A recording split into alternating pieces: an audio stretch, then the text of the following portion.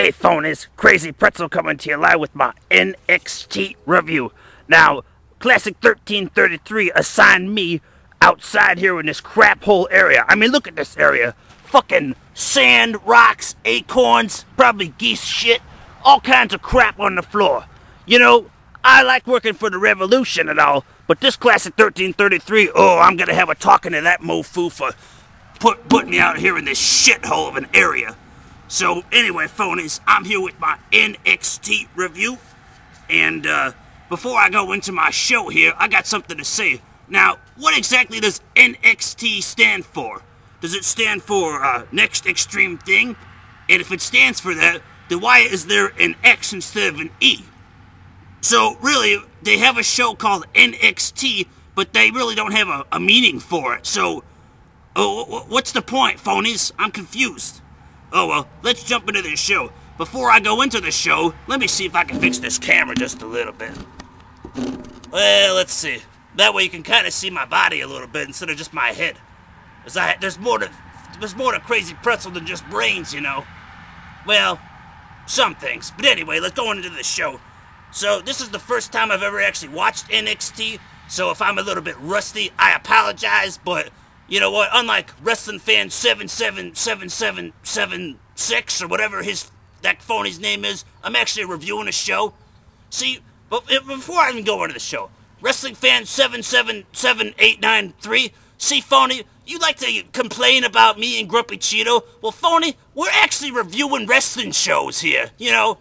I'm not a big Grumpy Cheeto fan, but, you know, that phony actually, you know, does some work around here. The same with me. I work for Classic 1333. What do you do, phony? You don't do nothing. Anyway, let's go into the show here for Next Extreme Thing. So we start the show off with a tag team matchup. We got Miz and Daniel Bryan versus R-Truth and Otunga. I don't know what his first name is. This was a really good match, I thought. So, before the match starts, Miz cut a little promo basically complaining about Daniel Bryan. Like, I guess Bryan's lost the last few of his matches. He says that if Daniel Bryan gets pinned in this matchup, Miz will kick him off NXT and he'll never achieve his dream of being a WWE superstar. Well, phony, Miz, I got something I gotta say to you.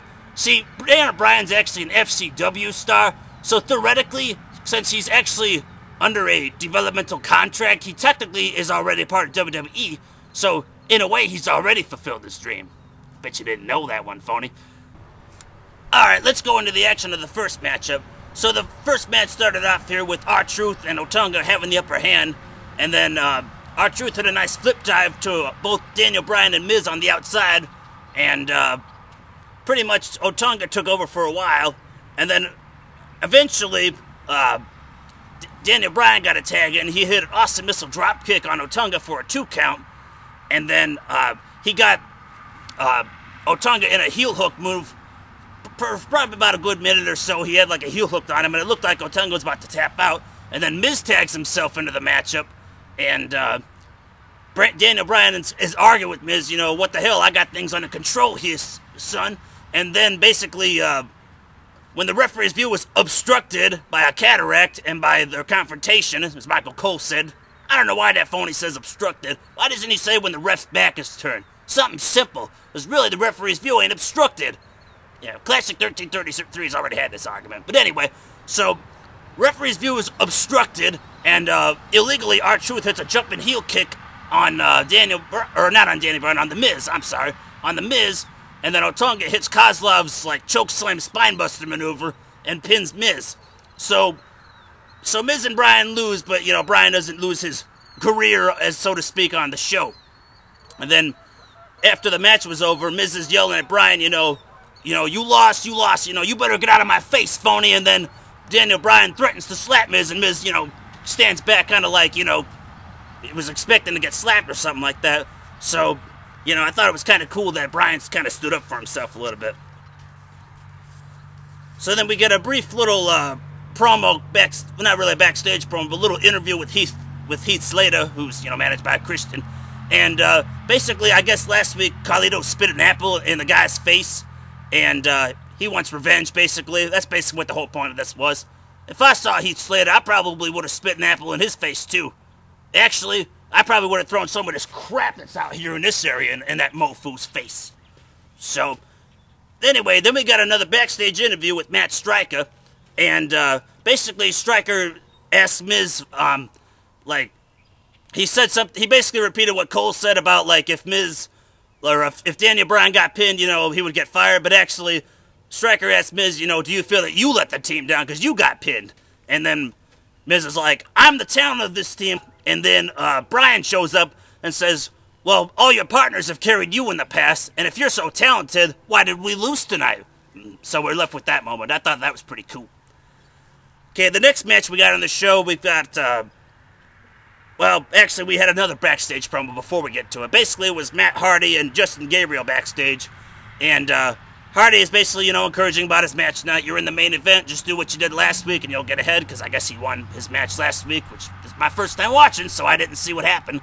And basically Jericho and Wade Barrett come in, and, Jericho's saying, I'm the best at what I do, and Barrett says he's going to beat, he beat whoever he faced last week in 3 minutes. I don't know who it was. Beat him in 3 minutes, going to do the same tonight. And one weird thing that Hardy said was, when Hardy was encouraging Gabriel, he says, he basically says, he's the first rookie to ever beat a pro. No, he ain't, Hardy. Anyone remember John Cena being a rookie and pinning Kurt Angle? Second matchup. So, we have Heath Slater versus Carlito. This match was, it was okay. Basically, most of it was just Carlito owning Slater for a while.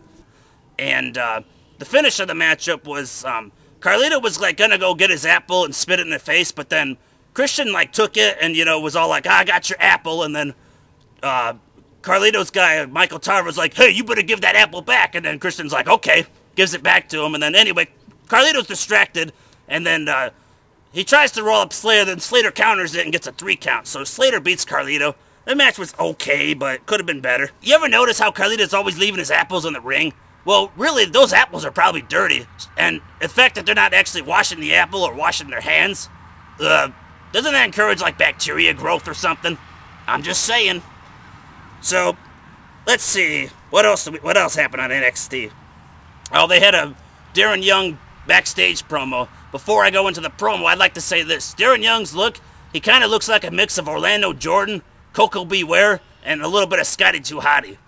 I don't know, he looks kind of weird. But anyway, the promo, basically it was Straight Edge Society backstage, CM Punk, Luke Gallows, and Serena. Basically, they were kind of saying, it's kind of weird how, the first time you wrestled, he lost, but the second time when I showed up, he won.